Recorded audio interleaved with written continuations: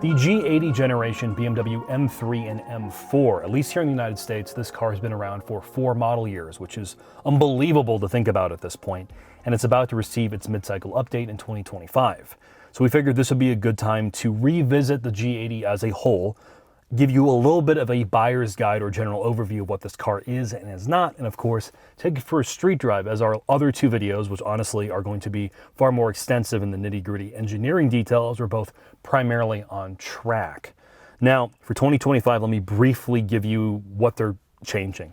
Small bump in engine performance, small increase in price, new headlights and taillights. The actual housings themselves look similar, the actual internals are different, and the design is different. And you get the latest infotainment. This car was originally launched with iDrive 7. Then it came out with its mid-cycle-ish update in the mid-2022-23 year with iDrive 8. You now get iDrive 8.5. Essentially, you lost physical controls, gained the new threaded screen design, which, to be honest, despite missing physical HVAC, works incredibly well. You still have a physical infotainment knob. And this car is very well screwed together. And then 8.5 gets the latest software, which we've displayed in the new 5 Series and some other BMWs. This is a very usable car. Its footprint now, this generation 3 Series, is as big as an old 5 Series. It's bigger than a CT4V Blackwing on the inside, albeit it costs more. And it's a little bit smaller than a CT5V Blackwing. Despite its very controversial styling, is from a performance perspective, at least objectively, the most capable M3 they've ever built. The M340i, if you're looking for a street car, to be entirely honest, is probably better. It's softer. It's in the real world just as fast, either with xDrive or in the rear-wheel drive format. The B58 is very reliable. The ZF 8-speed programming, while it is different, feels largely similar to what you find in the M3. And for most people, it makes more sense. The M3 now is more capable on track. It is harder core in many ways, but through the iterations in suspension tuning, body structure, and brake calibration, is arguably more comfortable than the F80 it replaces. Now, how have they done that? Well, we're going to talk about it in the shop, but if you look at it from a footprint perspective, you have enormous tires now, 275 front, 285 rear, but sadly you're paying for it. We're going to talk about it in the shop, but this is no longer that $60,000 or $70,000 car. In many ways, in many trim levels, it well surpasses that price. But with that, though, I think it's time for us to head in the shop and put this thing up on the lift.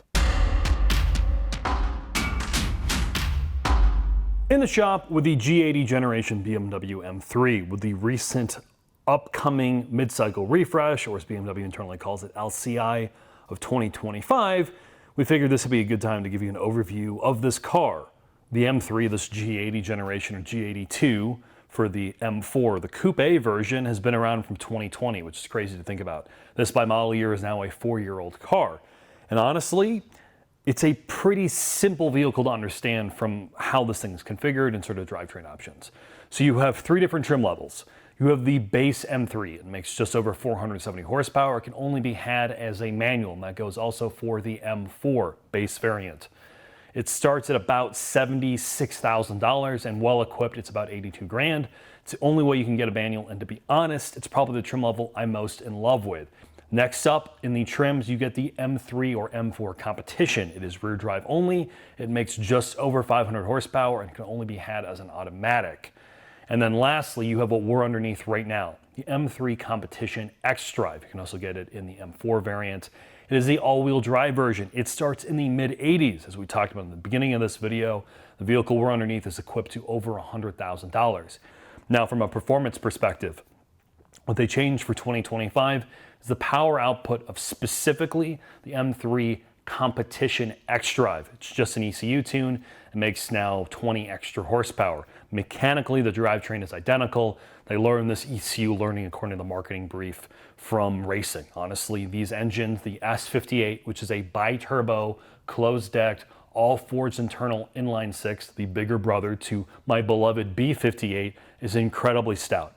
You can see all these videos of people tuning these things just with bolt-ons. You're getting this car deep into the mid-10s to high 9s in the quarter mile, and fairly reliably, which is very, very impressive.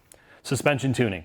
Across all 3 trim levels, base M3 all the way to xDrive Competition, the basic tuning philosophy is essentially the same.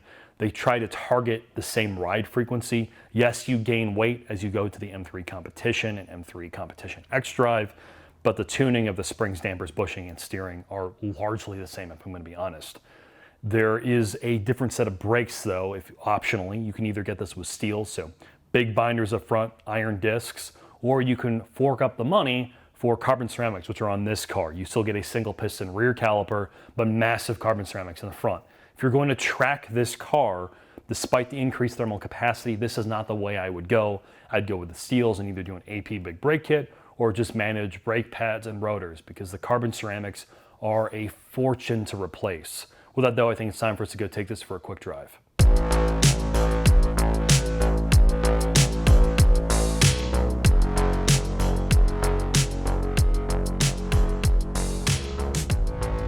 M3 this time, Mark.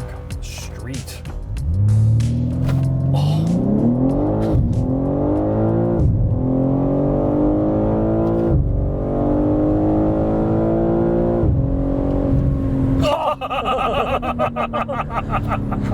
Oh, god damn, is this thing fast. Jarred my prostate loose.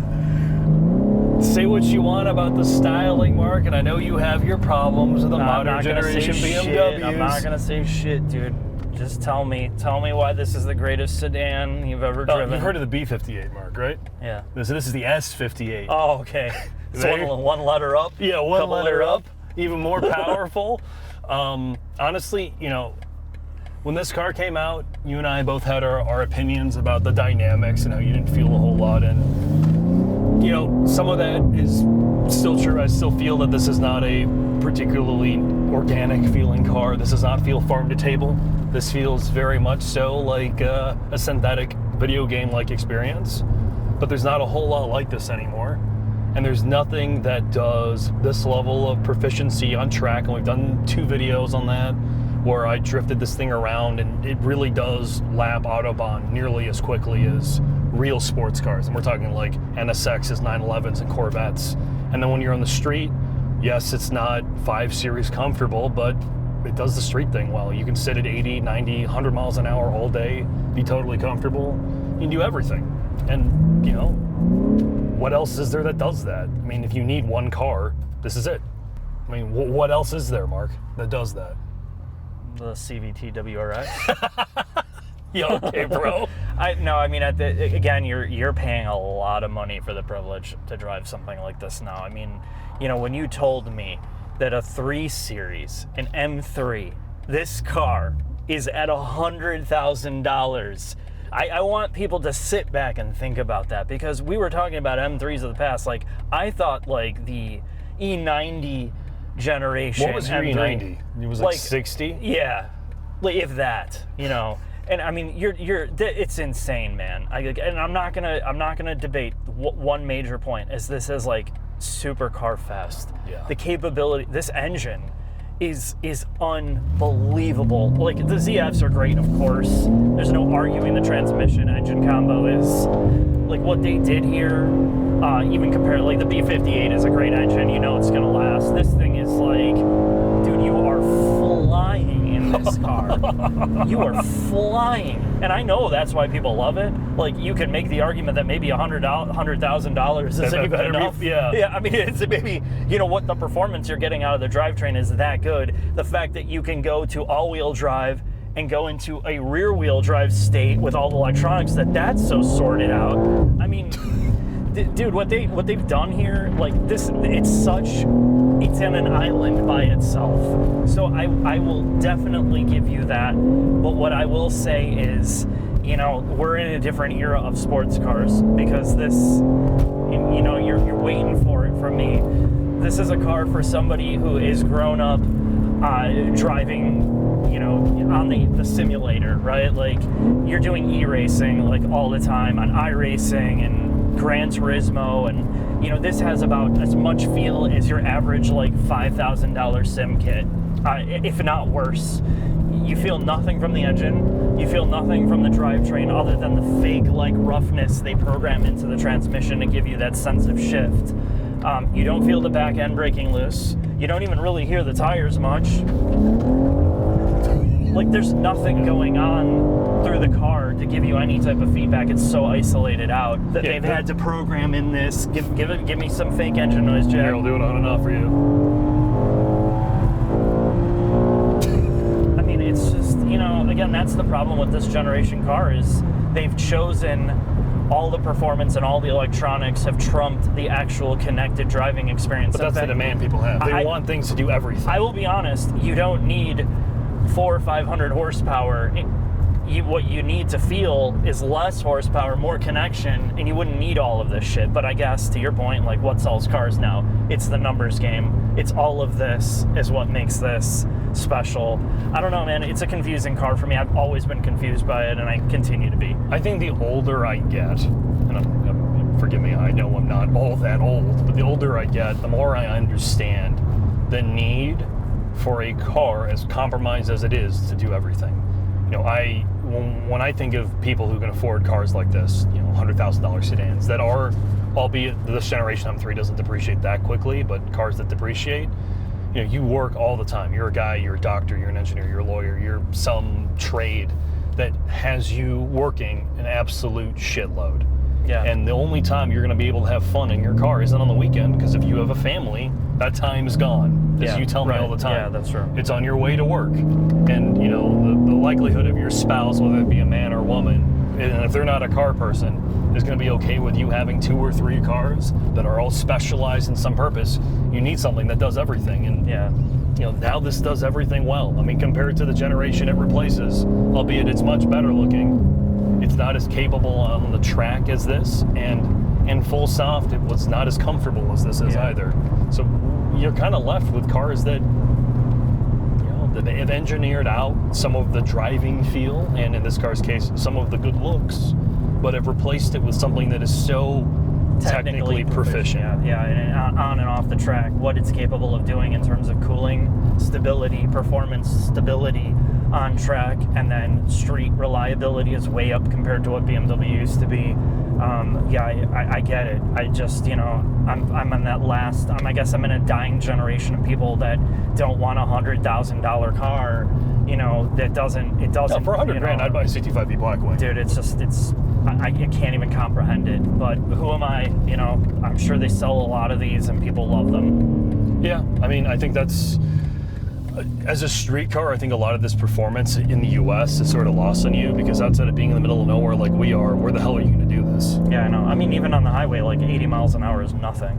Yeah. Like, you can't even appreciate the stability of this car on the highway at 80. If you're on the Autobahn, Autobahn, like 130. Then sure. But so with that, Mark, I think it's time for us to head on the final thoughts, sir. Sounds good.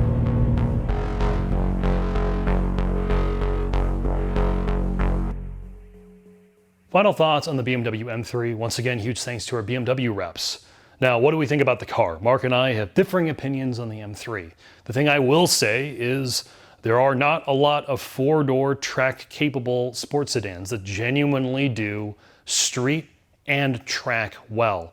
And while this car has definitely become more and more expensive, obviously our tester's ridiculously priced over $100,000, if you got a manual car, the non-all-wheel drive M3, and you were sitting in the low 80s, I'm sure you'd be incredibly happy. Or if you priced one of these things out to the high 80s or low 90s, you genuinely get supercar performance. I'm sure this thing is every bit as quick as a generation-old supercar like an NSX or on a racetrack, and something you can use every single day. And I do think BMW has perfected this formula for what the kind of car it is. Yes, it is not the most feel-full driver's car anymore, but no modern car really is.